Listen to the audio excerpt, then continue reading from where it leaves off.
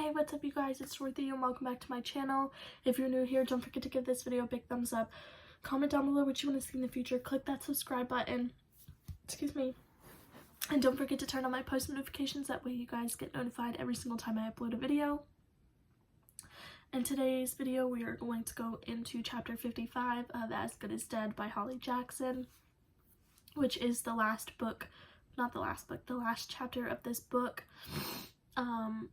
But yeah, I'm still kind of shook from the last chapter. You can tell that I'm still stopped up from crying a little bit, but let's get right into this chapter and see what Miss Jackson has in store for us. This video may contain sensitive topics and foul language. If you do not wish to continue, please click off of the video now. You have been warned. Chapter 55. Day 89. Pip counted them every single day, marking them off in her mind. An early December day in New York, and the sun was already fading from the sky, staining it in the pink of washed blood. Pip gathered her coat around her and pushed on, walking the streets block after block again and again. In 11 days she'd be here again, and it would be 100 days since. It felt like longer, no trial date set yet. In fact, she heard nothing for a while, only something small yesterday. Maria Corraz emailed her a photo of a grinning Billy decorating a Christmas tree, wearing a garish red sweater covered in reindeer. Pip had smiled back at him through the screen. Day 31. That's when they released Billy Corraz. All charges dropped. Day 33 had been the day the news broke about Jason Bell being the DT killer. "Hey, isn't that the guy from your town?" someone had asked her. In the common room of their dorms, the news on the TV in the background, most people didn't talk to Pip. She kept herself to herself, but really she was keeping herself away from everyone else.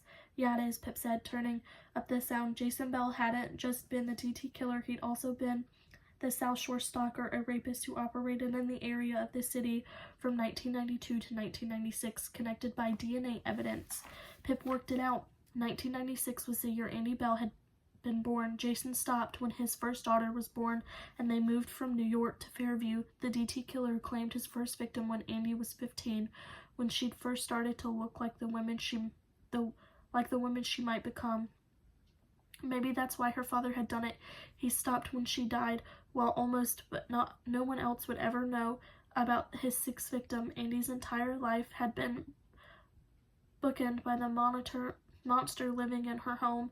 By his violence, she hadn't survived him, but Pip had, and Andy could come with her wherever she went. Pip turned the corner, cars shushing past her, readjusting her book-heavy backpack on her shoulders. Her phone buzzed in her coat pocket. Pip pulled it out and stared down at the screen. Her dad was calling, a knot in her gut and a hole in her heart. Pip pressed the side button to ignore the call, let it ring out in her pocket. She texted him tomorrow, said she's sorry she missed his call, she'd been busy, maybe tell him she'd been in the library. Increase the gaps between every phone call until they were long, long stretches, weeks between, then months, texts unread and unanswered. She'd have to think of something for Christmas like she had for Thanksgiving, some reason she couldn't go back to town. Pip knew it would break their hearts, it was breaking hers, but it was the only way. Separation. She was the danger, and she had to keep them away from her in case any of it rubbed off on them. Day 89. Pip was only 3 months into her exile, her purgatory, walking these busy, regimented streets over and over, round and round. She walked every day. She made promises. That's what she did. Promises of how she would be different, how she would be better, how she would deserve her life back and everyone in it. She would never complain ever again about taking Josh to one of his soccer games, and she'd answer his every curiosity, big or small, be his big sister, his teacher, the person he could look up to, until the day when he outgrew her and she looked up to him instead. She'd be kinder to her mom, who had only ever wanted the best for her. Pip should have listened more. She should have understood. Pip had taken her for granted, her strength, the roll of her eyes, and the reason for her pancakes. She'd never do that again. They were a team. They had been from the start. From her very first breath, and if Pip could have her life back, they would be a team again until her mom's last, holding hands, old skin on older skin. Her dad, well, what she wouldn't give to hear his easy laugh again, hear him call her his pickle. She would thank him every day for choosing her and her mom, for everything he'd ever taught her. tell him all the ways she was like him and so glad for it, how he shaped the person she'd become. She just had to become the person again, and if she could, maybe it would happen one day. Her dad's arm in hers as he walked her down the aisle, stopping halfway to tell her how proud he was. Her friends, she'd always ask them how they were before they could ask her. She wouldn't let anything get in the way, wouldn't need them to be understanding, but she would be instead. Laugh with Cara until it hurt during phone calls that lasted 3 hours, Connor's bad puns and awkward arms, Jamie's kind smile and big heart, Nat's strength that she'd always admired so much, Naomi, who'd been a big sister to her when Pip needed one the most. And Becca Bell. Pip made a promise to her she would tell Becca everything when they were both free. Pip had to cut her off too, missed visits, missed phone calls, but prison wasn't Becca's cage. Her father had been her cage. He was gone now, but Becca deserved to know everything about her dad and how he died, about Max and the part Pip had played. But mostly she deserved to know about Andy, her big sister, who'd known about the monster in their house and did all she could to save Becca from him.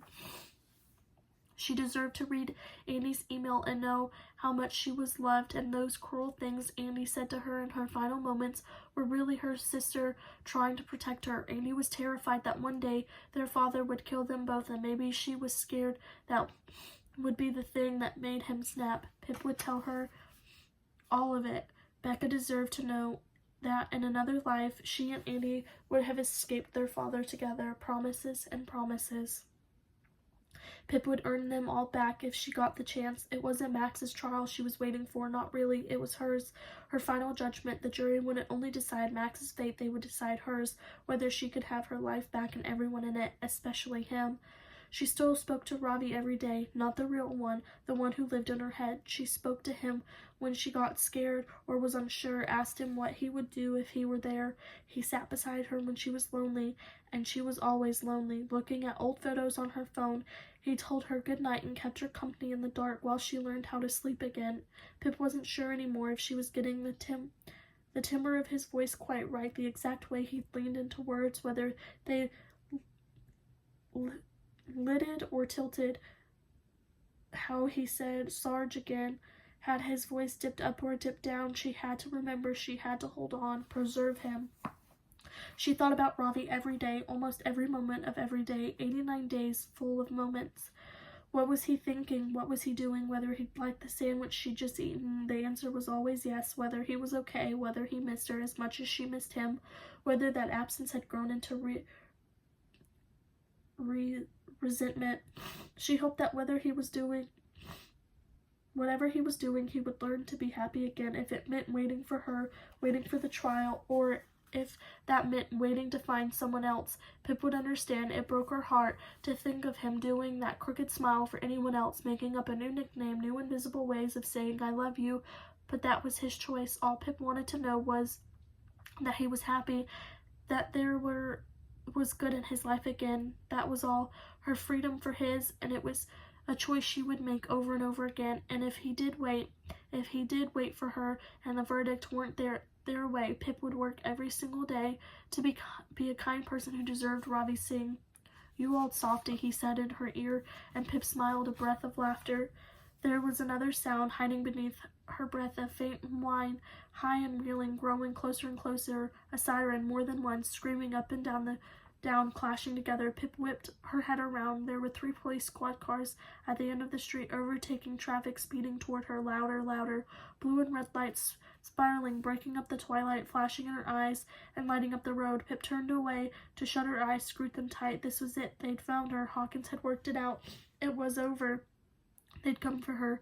She stood there and held her breath louder, closing in. 3, 2, 1. A scream in her ears, a rush of wind through her hair as the cars steamed past, one after another, the sirens fading as they carried on down the street, away from her, left her behind on the sidewalk. Pip peeled her eyes open carefully and slowly. They were gone, the sirens dwindling to whine again, then a hum, then nothing. Not for her, not today.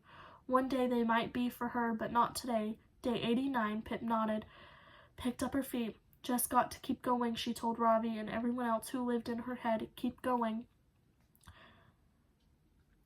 Her judgment day would come, but for now, Pip walked as she promised. That's all, one foot in front of the other, even if she had to drag them, even when the hole in her heart felt too big to keep standing.